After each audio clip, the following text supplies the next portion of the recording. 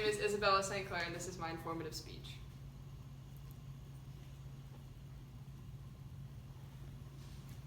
Vincent van Gogh once said, "The only time I feel alive is when I'm painting." Painting to me has always been something I can escape with, and I think it's something you guys can escape with too, after I explain what you can do. This is a spray painting popular form of art, except it's not graffiti, so it's completely legal. I'm going to be covering a few details here about how you choose an image, how you laminate it from home without actually needing a machine, how you cut the stencils, create layers, and how you properly spray it and add the finishing touches. Today, the first thing we're going to go over is how to choose an image and how to laminate it at home. Choosing an image revolves around inspiration and imagination. If you're inspired by something you truly love, I would recommend picking that first. And then you also have to use your imagination to see how you can turn it into something on a canvas. You can make it something personalized, you can make it something you just found right off of Google. You can draw it, you can print it out. It's totally up to you. So once you start, you're going to choose an image and you're going to print it out. You're going to hand laminate it by taking packing tape and wrapping it around, trying to eliminate as many bubbles as possible.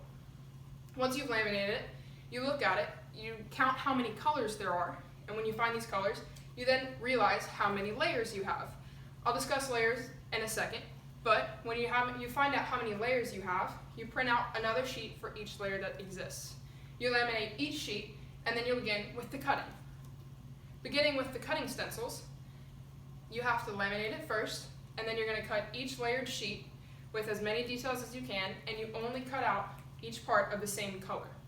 When you get that same color, and you do all of the layers, you start to move on, and you get to go to spray painting it and adding gloss, the finishing touches to it. When you decide you're ready to do it, you have to get a canvas of whatever size you please.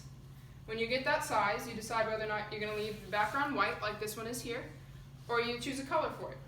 You do the background first, or leave it plain, and then once the background has dried, after approximately 5 or 10 minutes, you're then going to take your first layer of stencil, starting with the very bottom one. Usually it's the darkest color, but whatever you feel is the darkest one. Not the darkest, the bottom one.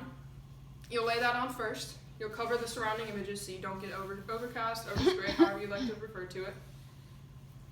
And you're going to add paper around there, and you're going to take that down so that it doesn't add other paint around here for what you don't want. Once you've got the first layer down, you'll paint it. Once you've painted it, you're going to let it dry for another 5 or 10 minutes or so. I recommend using a hairdryer, far away, cool temperature to it, so that it dries it and doesn't melt the paint more off of the canvas. You then go and do that layer by layer for however many times you feel that it needs to be done, however many coats.